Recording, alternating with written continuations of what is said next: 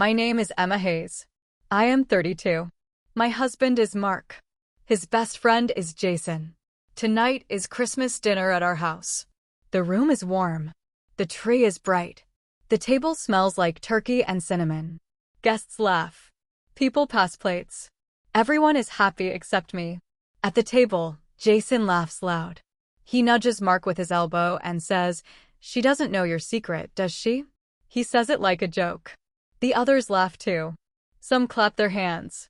Silverware clinks. Someone says, "Ooh, what secret?" and the laughter grows. My smile stays small. My hands are calm on my fork, but my heart is not calm. I reach into my purse without looking because I already know what to do. I take out a small, folded photo. I place it on the table like a card. The fork scratches the plate. The room goes a little quiet. Mark's fork stops in the air. He looks down. He picks up the photo as if it is a hot thing. His face changes. The color goes out of his cheeks. He knew his life would never be the same after that moment. Nobody said anything. The photo sits between the salt shaker and the gravy boat. It is small. You can hold it with 2 fingers. On the back, I had written nothing. The image on the front is all the message it needed to say. Mark turned it over slowly, like the sound of a clock ticking loud in a quiet room. The clock in our hallway ticked, and I counted each tick until the front doorbell rang. Everyone looked toward the door. Jason's laugh fell flat. Mark's eyes found mine and stayed there. There was a long, heavy breath in the room. I could feel the heat of the Christmas lights and the cold of what was coming. My mouth went dry. I did not speak. I wanted to say so many things, but I kept quiet. I wanted to watch him fold. Then, before anyone could move, the lights in the dining room went out for a second. They flickered. The chandelier shivered and a single bulb popped. Someone cried, "Great timing," like a bad joke. I watched the photo in Mark's hand. He was pale but unsteady. He did not look at Jason. He looked at the picture and then at me. His face broke into a look I had never seen before. It was not surprise. It was not anger. It was something fuller, like a word without a mouth. My hands were steady because I had practiced this night in my mind for months. I had planned everything that fit into this one moment. I had saved the photo for tonight because Jason had been coming a casual, too loud presence who always showed up at our house like he owned part of it. He would not expect me to answer with truth. He would expect me to laugh or to play along. He never would expect me to put proof on the table. Mark folded the photo closed with his fingers. He could not throw it away. He could not hide it under a napkin. It was there, between us, plain as the turkey. My chest felt huge, like a weather balloon. I watched him open his mouth and shut it. He tried to speak, but no words came out. For a moment, the only sounds were the tree lights and the faint click of the heater. Then the clock chimed once, and the sound cut like a knife. The front door opened. A cold draft slid into the dining room. My father-in-law stepped in with a plate under his arm. He smiled and said, "Merry Christmas," like nothing was wrong. He had not seen the photo. He walked past the table humming. A small child toddled in, chewing on a candy cane. Aunt Linda waved a hand and said, "What did I miss?" People looked at the photo. People looked at Mark. Mark looked at me with an expression that promised change. He picked up the phone beside his plate. He dialed a number and brought the phone to his ear, but his voice did not come. I will not say what the photo shows yet. I will not let you know what exactly Mark knew in that moment. The title I read in my head kept playing. At Christmas dinner, my husband's best friend joked, "She doesn't know your secret, does she?" Everyone laughed except me. I calmly opened my purse and placed a photo on the table. My husband froze as he picked it up. He knew his life would never be the same after that moment. That is the exact line that happened at our table. That is what I wanted to make true. And it was true. But I will stop here for a little while. The photo is on the table. The room is heavy. The story will go back and tell you how it started. I will walk you through the days that led to this night. I will tell you about small storms that build up to the big crush. I will tell you about the soft things that broke. We had been married 5 years. People say we like it is one thing. We can hide many small truths. I had loved Mark in the slow way people fall in love in apartments and thrift store couches. He had the kindest hands and a laugh that made my skin warm. He made coffee in the morning and left little notes on the counter that said things like, "Have a good day," with a little heart. We had good days and bad days, but who does not? We argued about money sometimes. He forgot to call when he said he would.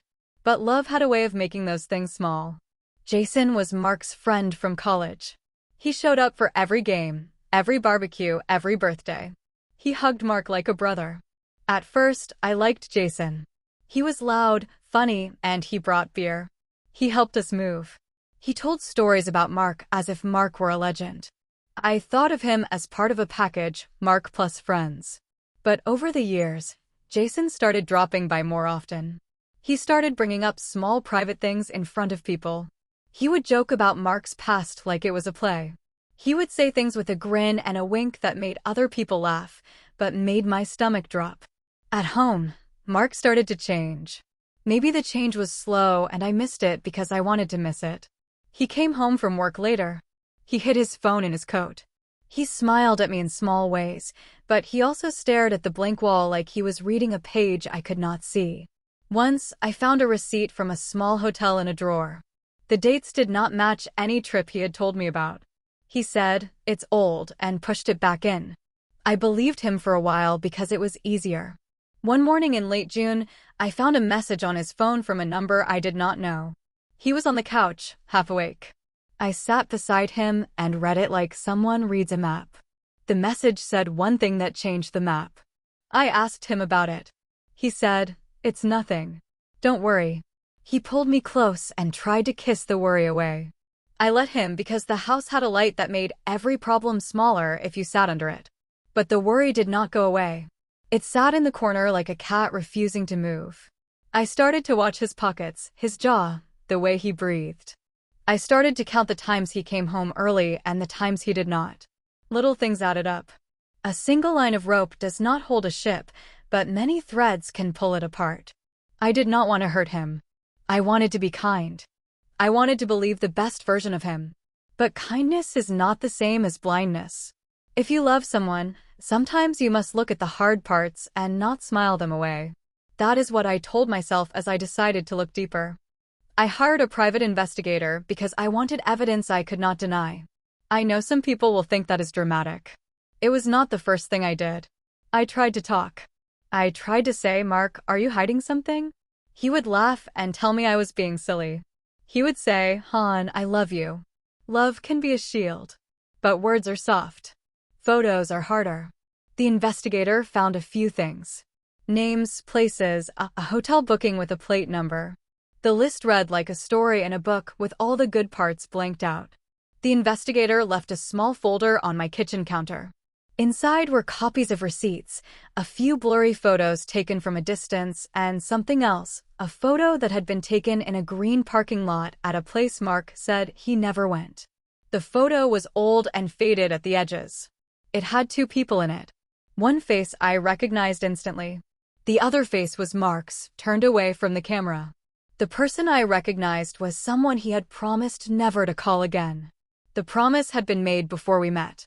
She was the kind of name that in our family meant trouble. People say her name in stories and then shake their heads like a warning sign. I felt cold when I saw that photo. But what I felt most was not anger. It was sorrow. Betrayal is not only a hot thing, it is also a dull ache. It is like a window that slowly loses its air. I had moments of wanting to shout. I had moments of wanting to walk away quietly and never look back. But the truth was I wanted him to know I knew. I wanted the man who built a life with me to see the person I had been while he kept secrets. I wanted the people who came to our house to see that the perfect picture was torn at the corners. I did not tell anyone about the folder at first. I put it in my desk and sat on it like a bird on a nest. I thought about what to do.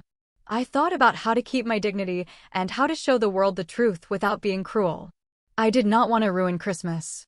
I did not want to make children cry or make my parents upset. I wanted to wait for the right time, the right moment when control was mine.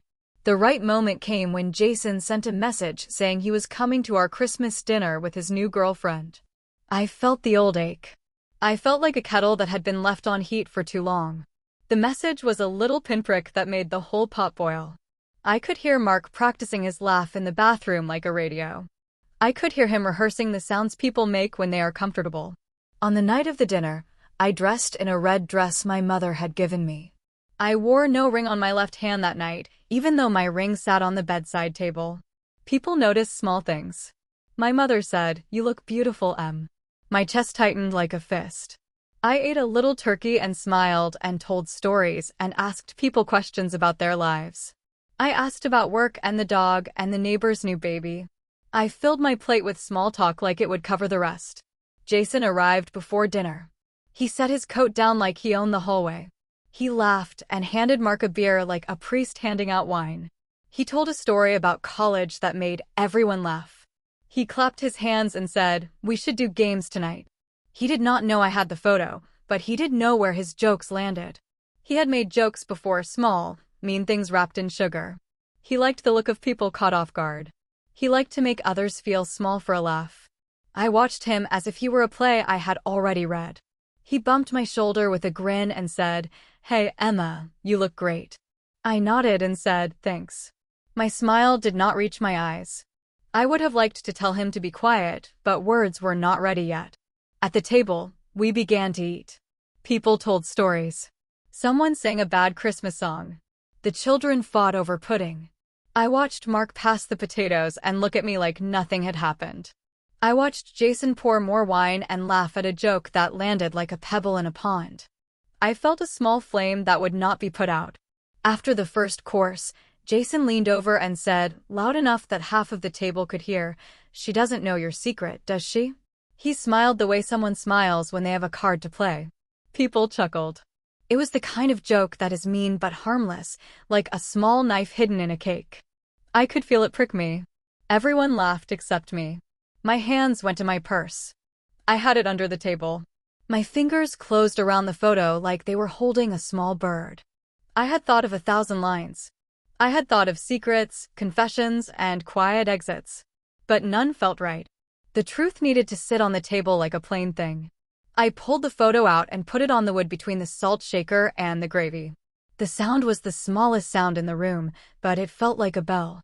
When Mark picked it up, his face changed the way a sun might hide behind a cloud. He knew. He knew because he had made sure this picture would not be found if he could help it. He knew because the person in the picture was part of a life he had once lived and once swore to leave behind. He knew because that person had been the reason for promises and for tears. We all heard a noise like someone dropping a plate in the kitchen. It was not a plate. It was the sound of a life shifting. People looked at one another. My sister asked, "Is everything okay?" Her voice trembled. My father-in-law set his plate down too hard. The child stopped chewing. The air felt fragile, like a soap bubble. For a few seconds no one moved. Mark still held the photo. He was very quiet. He put his other hand on the table as if steadying himself. Then the front hall light flashed on, and the dog barked loudly, barking like he smelled something new in the room. That barking was the little thing that made the big thing happen. Someone in the kitchen shouted, "Who left the back door open?" A gust of wind came in and rattled the napkins. The dog ran into the dining room and jumped on Mark's knee, wagging his whole body like he could not understand the change either. Mark's hand went to the dog and then quickly away. He swallowed hard. His jaw clenched. He looked at Jason. Jason looked at him, then at the photo, and then back at me with a grin that had melted into a thin line. I sat very still. I felt both empty and full. I felt like a tree that had been chopped at the base, standing, but not sure how much longer. I wanted to speak, but my voice was a small animal hiding in my throat. I wanted to protect the children. I wanted to protect myself. I wanted him to see the cost of secrets. Then, as if the world had been holding its breath and decided to blow out a candle, Mark stood up too quickly. His chair scraped back. He knocked his glass. The red wine sloshed and made a dark arc on the table. The arc looked like a small wound. He dropped the photo on the table and it slid toward the edge. The edge of the table caught it and kept it from falling. Mark reached into his coat pocket. He pulled out his wallet. He pressed his palm flat on the table and said, in a voice that was not his own, "Emma, we need to talk in the kitchen." His face was white and hard. The family rose like someone had given a signal. Some people moved toward him. Others stayed sitting, unsure if they should follow. I stood up too. My legs shook. I followed him to the kitchen where the tiles were cold under my feet. I could still hear the murmur from the dining room. Someone whispered, "Is this for real?" The dog followed us and brushed my ankle. I put my hand on Mark's arm and felt him tremble. We closed the door behind us. The kitchen felt small and full of steam from the cooking. The light over the sink hummed. Mark leaned against the counter and looked at me like he was seeing me for the first time. "Emma," he said, and his voice was thin. "This is not how I wanted you to find out." My breath came out in a small sound. I wanted to ask him many things. I wanted to throw the photo at him and break it into pieces. I wanted to laugh. Instead, I stood with my hands folded and watched him with eyes that hurt. Just then, the front door slammed open and someone outside shouted a single name loud and urgent. It was a name that I had not heard in years, but the sound made every hair on my arm stand up. The dining room fell very quiet. A cold wind pushed under the kitchen door and made the curtain move. Mark took a step toward the door. His face went still. He whispered something I could not hear. I could hear in the living room someone say, "Oh my God." And then, like a drumbeat moving faster, there was a loud knock at the back door, like someone who would not go away. I looked at Mark. He looked back at me with a fear I did not understand. He knew that knocking. He knew what it might mean. His mouth opened, and he did not say a word. We stood like that, two people in a small room, a photo on the table, a knock at the back door, and the world waited. The story will continue. I will tell you what was in the photo. I will tell you why Jason thought he could make that joke. I will tell you what happened when the knock came. But I will stop here at this first cliff. The photo is on the table. The knock is at the door. Mark's life is changing. Everyone at the table thinks they are still at a simple dinner. They do not know what will happen next. The knock was loud. It hit the kitchen door like a hand that would not stop. Mark took 2 quick steps and opened the door before I could say anything. The air from outside was cold and smelled like wet leaves. A woman stood on our porch. She was small and wrapped in a dark coat. Her hair was wet. Her eyes were fixed on Mark like she had been carrying a long word all her life, and now she would finally say it. "Mark," she said. Her voice was thin and rough like someone who had cried too long. "You can't hide from this." For a second I thought my mind had made her appear. Then the woman lifted her face and looked at me. She had an old scar by her eyebrow. She looked tired. I felt my hands go ice cold. I knew that face because I had seen it before in the folded photo on the table. My mouth made a small sound. My heart started to jump. The woman on the porch stepped into the kitchen without waiting for an invitation. She held a small paper bag in her hands. When she moved, the dog barked and ran around her legs. The child from the dining room toddled into the kitchen, following behind my father-in-law, who had come to see what happened. People from the dining room were already moving into the hall, whispering in small, nervous voices. "Emma?" someone asked. They spoke my name like it belonged to someone far away. I could not speak. I watched the woman put the paper bag on the counter. She looked like she had traveled a long road. She looked at Mark, and she looked at the photo on the table where it had slid and rested under the salt shaker. She did not touch the photo.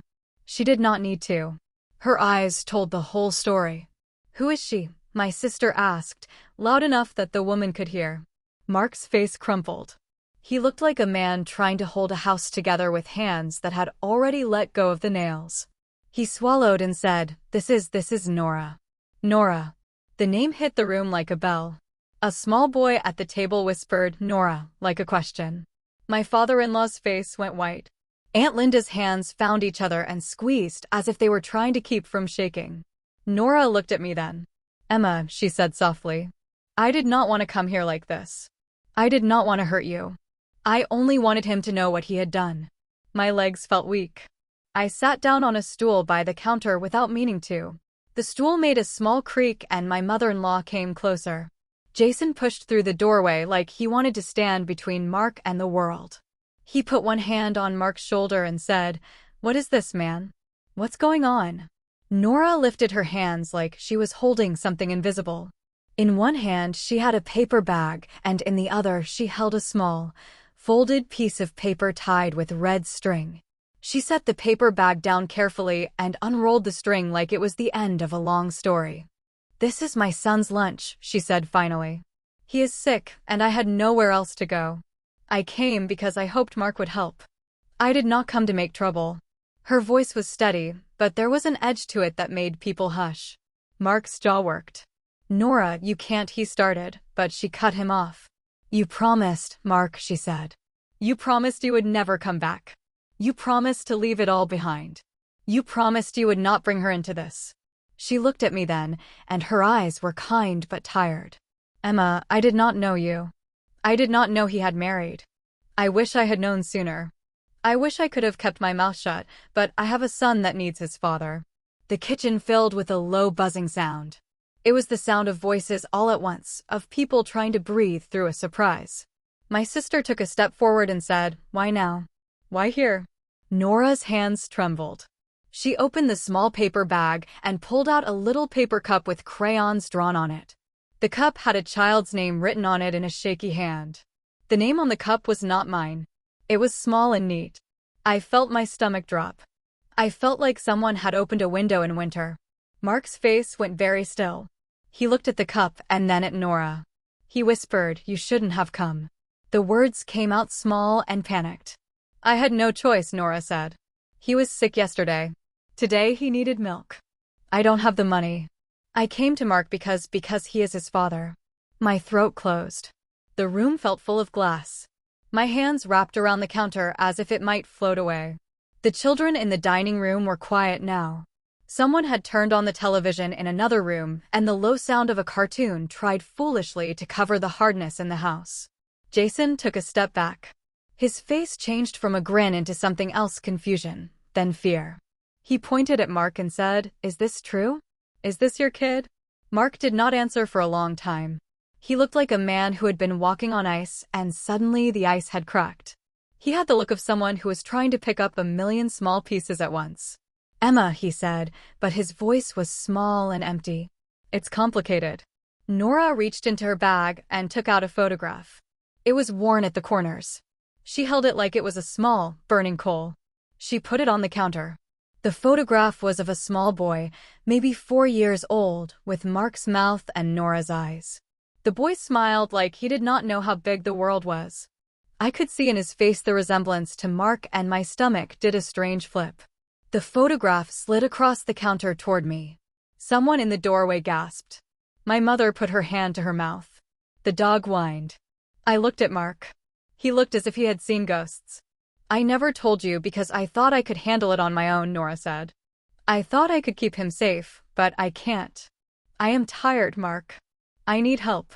I need you to be a father." The story in the room had layers like an onion. For a long time I had been angry. For a long time I had felt betrayed. For a long time I had been trying to find proof. Now proof sat on the kitchen counter in the hands of a woman I had met only by a picture. I felt like I had been walking in fog, and now the fog had lifted and the ground was sharp. Mark's face changed into something I had not seen before. He looked older suddenly, as if the years of hiding had added lines that were not his before. His shoulders slumped, and he let out a long breath. "Nora, this is not the right place," he started. "This is the right place," she cut back. "You told me you would help if I ever needed you. You told me you would never leave me alone. You left me. You left him." She tapped the photograph. "I came because he needed milk, and I thought maybe you would do the right thing tonight." My sister moved closer to the counter. "Mark, why didn't you tell me? Why didn't you tell us?" Her voice was a thin thread holding back anger. Mark looked at the family he had built, and his lips trembled. "I thought I could fix it," he said. "I thought I could keep it small. I thought it would not hurt anyone." Nora looked at me with small, hard eyes. "You deserve to know, Emma. You deserve to decide what you want. I am sorry for the pain. I never wanted to be here." Something deep inside of me shifted. It was not only anger or pain. It was also a strange compassion that made me feel heavy. Here was a woman carrying a child and a past. Here was a man who had 2 lives folded under one coat. I felt like a paper boat on a wide river. The river could carry us or crush us. Let's not do this here, my mother-in-law said weakly. This is Christmas. The children. This is already happening, Nora said. It has been happening a long time. Mark put his head in his hands. His voice was smaller than a whisper. Emma, I can explain. I wanted him to explain. I wanted him to tell me how it had begun. I wanted him to tell me why he had kept it. I wanted him to say sorry and mean it. I wanted all the pieces. But his words came slow and curled like smoke. It started before you and I met, he said finally. I thought it was over. I swear to you, I thought it was over. Nora shook her head. He said it would be over, she said quietly. But he came once. He said he would help. He did not help. I trusted he would come back. I trusted him. At that moment, a loud sound cut through the room, 3 heavy knocks at the front door, then a voice that shouted, "Police. Open up." The voice was hard and official. It filled the house like cold water. Everyone froze. Forks clinked in the dining room. The little boy at the table started to cry. My sister went white. Mark stepped away from the counter and put a hand on my shoulder like he was trying to steady himself, but his fingers shook. Nora's eyes widened. She backed away a step. The police voice shouted again, louder this time. We have a warrant. Open the door. No one moved. The kitchen felt small and the house felt very loud. I could hear the helicopter in the distance. No, that was the neighbor's heavy truck starting up, but the sound outside made the air feel sharp. The dog barked again, frantic now. Mark looked at me as if pleading. Emma, he said, but his voice was lost under the sound at the door. He opened his mouth, then closed it. He looked like a man standing at the edge of something he could not control. I stood very still. The photograph was on the counter. Nora clutched her small paper cup like it was a suitcase. Jason had gone pale. My family was close and terrified. The house waited as the sound at the door kept coming, voices, boots, a loud metallic key turning in a lock. The world had moved without asking anyone what they wanted. A police officer's voice shouted through the door one last time, and then there was a new sound, the heavy bump of someone using a shoulder to open the front door. The chapter ends here with the door breaking open and strangers stepping inside, and the room full of family, secrets, and a small boy who might be the center of a life that had been split in two. The front door smashed open with a sound that felt like the world breaking. 2 men filled the doorway, dark uniforms, bright badges, and faces set like stone. Behind them came a camera and more officers. The bright porch light cut into the kitchen like a flashlight on a stage. People froze where they stood. One of the officers shouted, "Police. Everyone stay where you are." His voice was loud and firm. He pushed inside slowly, his partner beside him. They looked at each person in the room like they were reading a list. The children clung to their parents. My mother tried to stand taller, but her hands trembled. The dog hid behind a chair and peered with worried eyes. Mark stepped forward with his hands open. He looked small. "Officers," he said, trying to keep his voice steady. "What is this about?" The officer with the badge looked at Mark like he was a stranger. "We have a warrant to search the premises," he said. "We also need to ask some questions." Nora's face went pale. She wrapped her arms around herself like she was cold. Jason swallowed and looked like he wanted to leave. Aunt Linda began to cry softly. The room felt heavy and full of old secrets that had been pushed down and now burst out with the door. One officer knelt and spoke kindly to the toddler so he wouldn't cry. Another officer started walking through the house with careful steps. He began to look around the living room, the hallway, the pictures on the wall. He looked as if he were trying to find a story in the small things. "Mark Hayes?" the officer asked. He pointed at the man who had promised a life and held a family. Mark answered and gave his full name. The officer asked for ID. Mark reached into his wallet and handed it over without a fight. The house felt loud with small noises, the soft sob of a woman, the rattle of a spoon in a dish, the careful step of an officer on a rug. The officer with the warrant moved into the dining room and bent over the table. He looked at the photo that had been left there. He picked it up with gloved hands. For a long second, he only looked at it. Then he looked up at us in a way that made my stomach stop. "Is this connected to the search?" my sister asked, voice thin like a cracked bell. The officer did not answer. He placed the photo into a sealed envelope. He wrote something on the paper band with a pen, his handwriting quick and neat. My head felt light and heavy at the same time. I wanted to reach out and tug it from him. I wanted to rip it into 1,000 pieces. Instead, I stood quiet and watched. Another officer moved toward Nora and crouched down to be on her level. "Ma'am," he said softly, "we just need to ask you a few questions." Nora nodded. She answered in short sentences. I could not hear all of it. I could only see her fingers twist the paper cup in her hand. Each time the officer asked a question, her mouth made a small movement, and then she looked down. The main officer spoke to Mark again. "Mr. Hayes, there have been reports of child support fraud and of someone using a false identity. We also have reason to believe there might be financial records tied to that identity kept in this home. We are executing a search and may need you to come to the station for questioning." Mark's shoulders sagged. He looked like a man who had been waiting in a small room for a long time and had finally been called to the door. "I will cooperate," he said. His voice sounded small. He turned to me and his eyes searched my face like he wanted permission or mercy. I gave him neither. I only looked at him. I did not speak.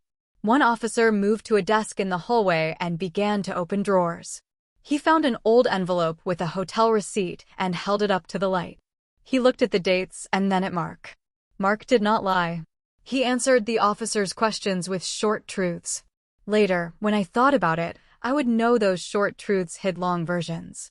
They asked me to step into the living room with Nora and one of the officers. He asked me to describe my relationship with Mark and when we had last taken a trip. My voice felt small as I answered. My hands were steady because I had to keep them steady, not from bravery but because fear makes a body quiet. Time moved in broken pieces. The officers moved through the house like careful machines. They took pictures with small devices. They sealed up papers and put them into labeled bags. They asked where the home office files were. They opened drawers and found the folder with the investigators' printouts. My heart hammered. I watched as an officer took that folder and laid it on the table. He looked at the papers, then at me, and then at Mark. For a moment, no one moved. It felt like the whole room had held its breath and then let it out all at once. Mark was asked to come to the station. He looked at me with a face that begged, "Please." I thought of the children, the grandmother, the Christmas tree lights, and the pudding on the table. I thought of Nora and her paper cup and her tired voice. I thought of Jason and the jokes he had made that turned into knives. "Will you be okay?" he asked me. His voice shook. He reached for my hand. I let him hold it for a second and then I pulled away. Not because I wanted to hurt him. Not because I wanted to be cruel. Because I could not let my heart be used like a lever to move him out of the house. If he wanted to go, he needed to do it on his own terms. The officers read him his rights and asked him to come peacefully. He left with a man who walked beside him in a quiet, professional way. The front yard felt colder when the door closed behind him. The family gathered in the living room and sat in a circle like people meeting after a storm. The dog sighed and curled up at my feet. Nora sat on the couch and wiped her eyes. My mother put a blanket around her shoulders. My sister made tea. The room hummed with small talk that did not reach the deep places. It was like a bandage on a wound that needed stitches. People moved in small steps, afraid to touch things that might make the house fall apart. The evening passed in a strange, slow way. The officers came back and forth with more documents. They asked questions about bank accounts, travel records, and the people Mark had been in contact with. They left with pieces of our life sealed in bags, receipts, a little notebook, and a small envelope with an old key. It all felt unreal, like someone else's life had been set down at our table. At one point, an officer handed me a slip with a phone number and a suggestion to consider legal counsel. The words on the paper were simple, but they felt heavy. I put the slip in my pocket like a pebble I might need to throw later. I did not call anyone. I did not know who to call. I felt alone even though my house was full. When the officers finally left, they closed the front door gently as if they were sorry to make more noise. They promised to be in touch. They told us not to touch anything that had been sealed. They left us with a quiet house and a night full of thoughts. People began to leave slowly. Some hugged me, some hugged Nora. My mother sat on the bottom step and cried until her shoulders shook. My sister put her arm around me but did not speak. Jason left early and his face was thin and pale. He had made the joke, and now the joke lay broken. After everyone had gone, the house felt like a place where something huge had passed through. The dishes were half done, the pudding left warm on a plate. The Christmas lights burned like small, patient stars. I made a cup of tea with hands that would not stop shaking. I could not sleep. I sat by the kitchen window and looked out. The night was cold and the stars were sharp. I thought about the photograph on the table, the small thing that had started this chain. I thought about the man I had married and the hidden life he had tried to keep. I thought about Nora and the small boy whose face matched his father's. I chewed on the inside of my cheek until it hurt. My thoughts rolled and turned as if trying to find the next step. I wanted to do something, but everything felt like a heavy stone. I wanted to take the photo and burn it, but I also wanted to keep it like a small truth in my pocket. Truth can be a strange comfort. Late that night, after the house was quiet and the dog finally settled, my phone buzzed. It was a text from an unknown number. The message was short: "Meet me at the park at dawn. Come alone. Someone who knows." My finger hovered above the screen. I thought of the officers, the folder, and the man at the station. I thought of secrets that travel faster than the truth. I did not know who had sent the message. I did not know if it was another trap. I did not know if it was help. I did know that whatever life I had before this night was not the same. I knew that things were changing and that each change felt like a new weight. As I set my phone down and tried to sleep, I heard the house settle and the wind whisper through the bare branches outside. The photograph sat in a sealed evidence bag somewhere in the police files. Mark was at the station. Nora had left with my mother's coat and a promise that we would help if we could. The clock in the hallway ticked on. I closed my eyes, but I could not sleep because my mind kept making lists: people to call, lawyers to search, questions to ask. I had the sense that if I acted slowly, the truth would be hidden again. If I acted too fast, I might ruin something that could help me. I felt like someone watching a train and not sure if I should jump on. Just before dawn, a car pulled up in front of our house. I saw its light spill across the curtains and then vanish. I woke up and stared at the window. My phone buzzed again. Another text. This one read, "Come alone to the park by the old bench at 6 a.m. Bring only yourself." My heart beat fast. The world felt like a page waiting for the next sentence. I wiped my face, put on a coat, and left the house without waking anyone. I felt a small thrill of fear and a small thrill of courage. The night had taken something from me. I wanted to take something back. At the park, the old bench sat under a bare tree. The sky was lightening with the first hint of morning. I walked slowly toward the bench, and as I neared, I saw a figure sitting there. The person stood when I approached, and a face I did not expect looked up at me. Before I could speak, the person said, "You should have called me sooner." Their voice was low and steady. My heart squeezed. The person stepped forward and reached into their coat. They held out a folded paper and a small envelope. I moved closer to take them. My hand shook. The paper in the envelope had the kind of handwriting that remembered small things, names, dates, and a little note that said, "Don't trust him alone." The person looked at me with eyes that asked if I was ready.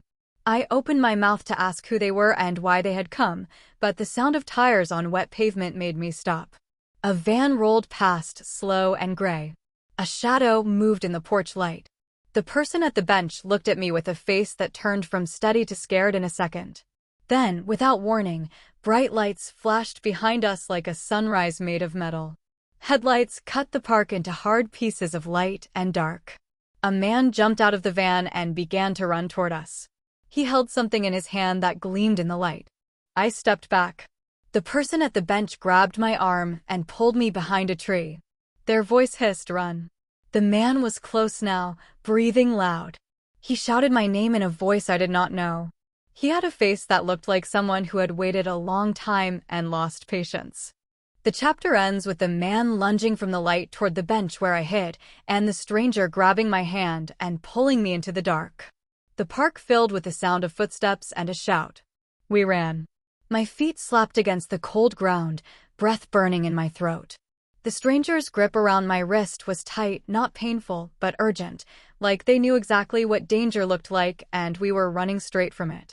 The man with the gleaming object, whatever it was, chased us across the dewy grass. His footsteps were heavy, angry, too fast for early morning. "Over here," the stranger whispered sharply, pulling me behind a row of tall bushes near the edge of the park. We ducked low. My heart hammered in my ears so loudly I could barely hear the world. The man stopped not far from us. I saw his shoes, dark boots, stop right beside the bench. He breathed hard, like he was scanning the area. "Emma," he shouted. His voice was sharp, shaky, desperate. "Emma, I just want to talk." But that was not a voice I trusted. The stranger beside me tapped my arm gently, quiet. I pressed my hand over my mouth as the man walked a few steps closer to the bushes. He paused. My entire body froze. For a second, I thought he might pull the branches apart and find us. But instead, he muttered something under his breath, something angry, and stormed back toward the van. The engine coughed, then roared to life.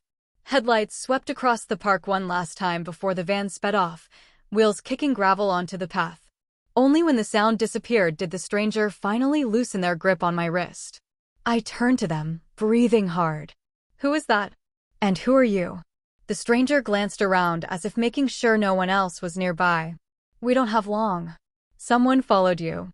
"Followed me." My voice cracked. "Why?" The stranger handed me the folded paper again, the one I hadn't had time to look at. I took it with shaking hands. "You're in the middle of something bigger than a secret," the stranger whispered. "Mark didn't just lie. He didn't just hide Nora or the boy." My chest tightened. "What are you talking about?" "He was involved in something he never planned to escape from," the stranger said. "Something he tried to bury. And now that it's coming out, they won't let him walk away." "What do you mean they?" My voice was barely a whisper. Before the stranger could answer, a loud bark echoed behind us. I jumped. But it was only a dog, a familiar one. My dog, Max. He came running with his tail wagging furiously, as if I had simply gone for a morning stroll. Relief washed through me. I crouched and hugged him. But how did he even find me? I didn't remember leaving the door open. The stranger frowned. "You didn't bring him?" "No," I whispered. Max whimpered, then tugged at my coat, pulling me toward the sidewalk. Dogs don't talk, but sometimes they understand more than people. The stranger stepped back. "You need to go home. Act normal. Don't call Mark yet. And whatever you do." They leaned close. "Don't show that paper to anyone until you read it." Before I could ask anything else, the stranger turned and walked away, disappearing into the soft morning fog as if they were part of it. I looked down at the folded paper in my hand. The red string around it was tied tightly, too tightly. Like someone was trying to make sure it didn't fall open by accident. My fingers trembled as I pulled it loose. Inside was a single sheet of paper. Old. Yellowed. A little torn at the edges. At the top was a name. Mark Hayes, confidential agreement. My stomach dropped. A confidential agreement? With who? As my eyes scanned the first few lines, my pulse quickened. This document confirms the participation of Mark Hayes in the transfer and management of select financial accounts outside. I stopped reading. My hands shook so badly I almost dropped the page. I couldn't tell if the cold breeze or the words made me tremble. The writing was real, too real. The kind of thing people hide in walls, not in drawers. Max barked again, softer this time, urging me to move. I folded the paper and shoved it deep into my coat pocket. I needed to get home. I needed to think. But as I walked out of the park, my phone buzzed in my pocket. I took it out with stiff fingers. A message. From Mark. "Emma, please don't trust anyone until I explain. Someone is lying to you. Please, please don't do anything until you talk to me." I stopped walking. Max stopped too, looking up at me. My breath turned into fog in the cold morning air. "Someone is lying to you." Who? Nora? The stranger? Jason? The police? Or Mark himself? Before I could process the text, another message came through, this one from an unknown number. "Do not meet with him. He is not telling you everything." Max whined. My head spun. 2 messages. 2 warnings. 2 sides pulling me apart. I started walking faster, almost running now. When my house came into view, something felt wrong. Not wrong like danger. Wrong like a secret sitting on the doorstep waiting for me. There, on top of my welcome mat, sat a small brown package tied with the same red string that had been wrapped around the paper. My heart thudded in my chest. I looked around. The street was empty. The yard was quiet. But someone had been here. I bent down slowly and lifted the package. It wasn't heavy. Maybe the weight of a book. Or a stack of letters. On the top was a small note with my name. Emma, you need to know what really happened in 2019 before you choose who to believe. My hand shook as I reached toward the string. But before I could untie it, Max growled. Not a playful growl. A warning growl. I froze. He stared at something behind me. Slowly, I turned. A figure stood across the street, unmoving, watching me. I squinted. The morning light caught their face. And my blood ran cold. It was someone I knew. Someone who absolutely should not have been there. Someone who had looked me in the eyes last night. And pretended they knew nothing. My lips parted in shock. Their expression didn't change. They slowly raised one finger to their lips. Shoo. Then they stepped backward into a waiting black SUV. And the car sped away before I could even blink. The package trembled in my hands. My dog barked wildly. And I knew. Without opening the box. Without reading another message. Without asking another question. That the chain of secrets wasn't just about Mark. Someone else in my life, someone close, was part of this. And they were watching me. The package felt heavier now. Heavier than truth. Heavier than fear. I clutched it to my chest. Then, right as I stepped toward my door, my phone rang. Not a text. A call. The caller ID made my heart stop. Because the name lighting up my screen was the last person I expected to hear from. Someone who was supposed to be on my side. Someone who never calls me this early. Someone who had lied to me before. My finger hovered over the answer button. Max barked again, frantic. The ringing grew louder. And louder. And louder. Until finally, I pressed accept. The phone was cold against my ear. My hand shook as I lifted it, Max still growling at my feet. Emma? The voice was quiet. Too quiet. It was Jason. Mark's best friend. The same man who'd joked at Christmas dinner. The same man who'd laughed when he should have stayed silent. The same man who had looked terrified when the police arrived. Jason, I whispered. Why are you calling me? He exhaled shakily. Don't go inside your house. My heart stopped. What? Just listen to me, okay? Don't open the door. Don't touch anything inside. Not yet. I stared at my front door, the small brown package still pressed to my chest. My breath turned thin. Why shouldn't I go inside? There's something you don't know, Jason said. His voice trembled so badly it almost broke apart. And if you step into that house before you understand it, I don't know if I can protect you. Protect me? Jason, who caused half of this mess, was talking about protecting me? My voice hardened. Jason, what did you do? What does this have to do with you? A pause. Then, everything. My stomach twisted. Jason, I whispered, were you involved with Mark's secret? Silence answered me. Not denial. Not confusion. Just silence. The kind of silence that tells the truth louder than words. Max barked again, pulling me backward from the door as if he understood something I didn't. His hackles raised. He paced in a circle around me, whining. Jason, the police said Mark was tied to fraudulent accounts and a second identity, I said. Is that what this is about? You're not safe there, he said, ignoring my question. People think you know more than you do. If they believe you have access to whatever Mark hid. He stopped. Jason, finish your sentence. They might come for you, he finally whispered. The wind blew hard across the street, rustling dead leaves. The neighborhood was normal, calm, brightening under the morning sun, but I felt like I was standing in the center of a trap. I tightened my grip on the package. Is that why that man chased me in the park?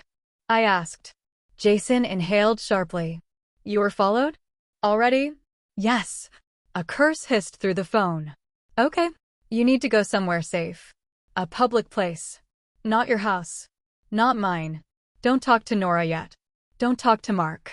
Don't trust the person who met you at the park. Don't open anything until. He suddenly stopped speaking. Jason. Silence. Jason, what's happening? A rustling sound. A muffled voice in the background. A thump, then his whispered panic. Emma, he's here. My blood ran cold. Who's there? I demanded. But the line crackled. I heard a crash, a grunt, something falling, then a tearing sound, like the phone was being ripped from his hand. Jason! I shouted. Max barked wildly, pacing in frantic circles. Static filled the line. Then a new voice spoke. Low. Calm. Far too calm. Emma Hayes. I froze. The voice continued. You're making this harder than it has to be. I felt the world tilt. Who are you? You don't need to know my name, the voice said. But I know yours. I know where you live. I know what's in the box you're holding. And I know that you were at the park this morning. My knees weakened. You need to leave this alone, the voice said gently, almost kindly. All of it. The papers. The photo. The boy.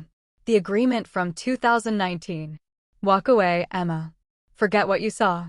I can't, I whispered. You can, he said. And you should. For your sake. And for Mark's. He paused. For the boys too.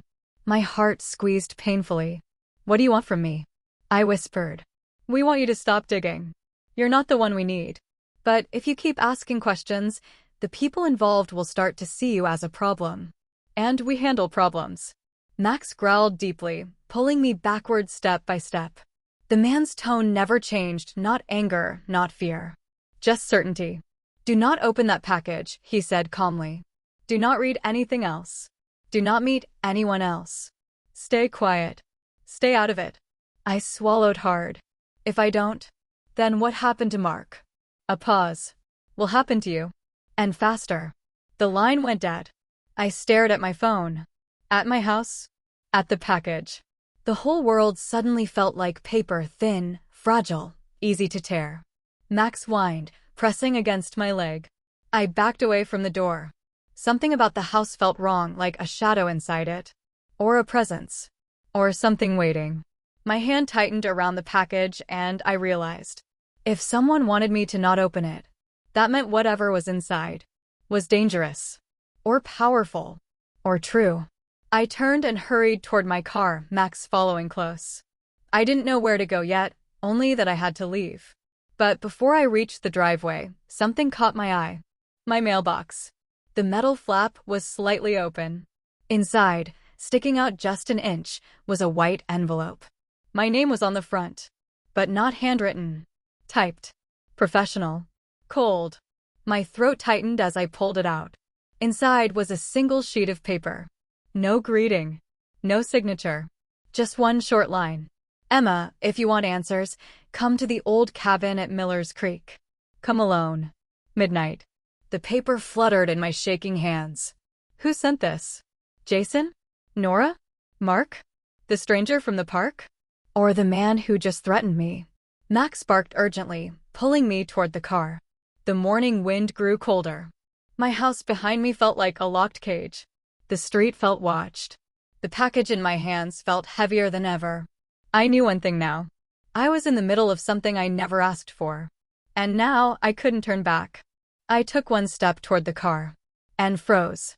Because at that exact moment, someone stepped out from behind my garage. A person I trusted. Someone I never suspected. Someone who should not have known where I went this morning. Their eyes met mine. And what I saw in them made my heart drop straight into my stomach. They knew. They knew everything. They walked toward me slowly. Calmly. Like they'd been waiting for me to turn around.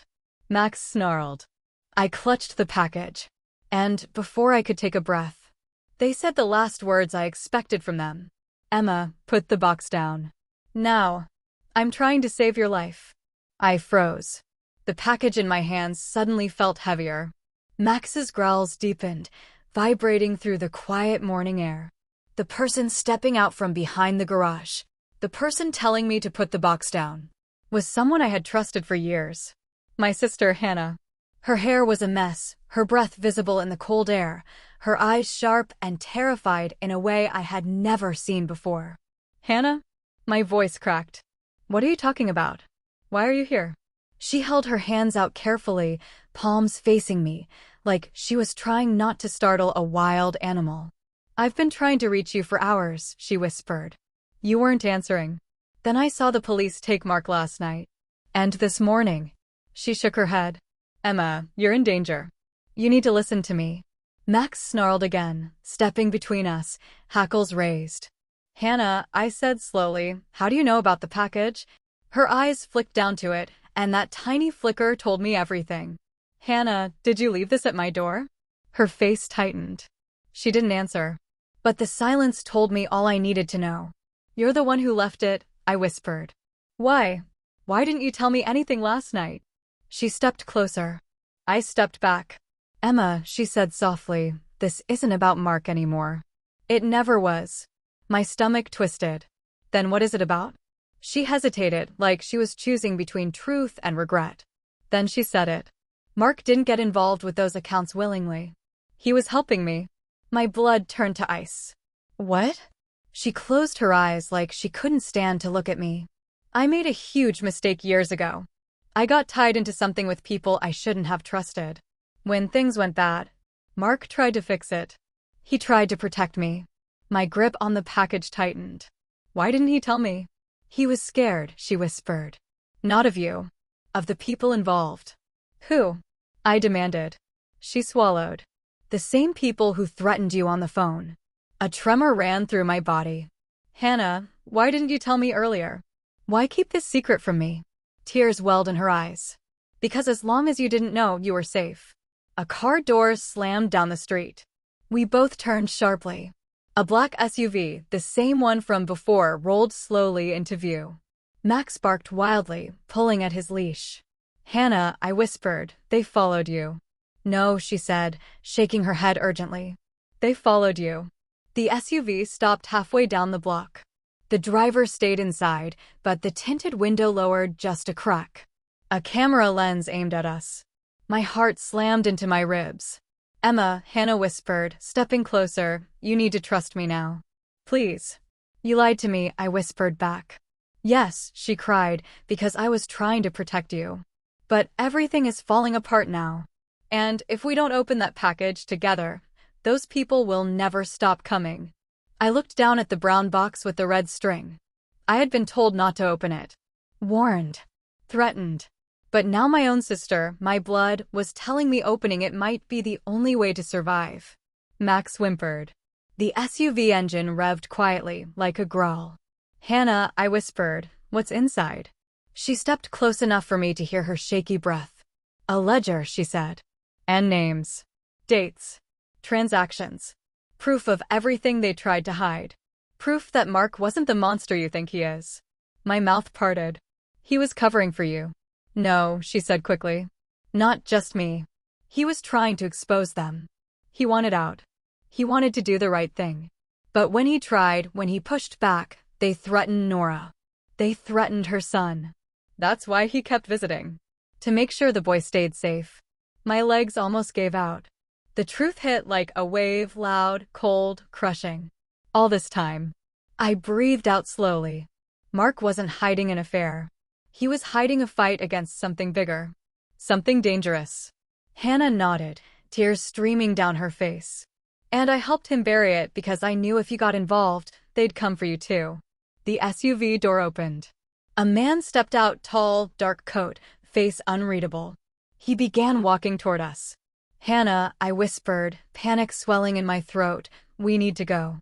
Not yet, she whispered back. We need that ledger first. The man moved faster. Max barked so hard his leash almost snapped. Emma, Hannah cried, grabbing my hand. Open the package. My fingers shook violently as I pulled the red string loose. The box opened easily, too easily, and inside was exactly what Hannah said. A thick leather-bound ledger. And a small flash drive taped to the cover. Dozens of pages filled with names, signatures, account numbers.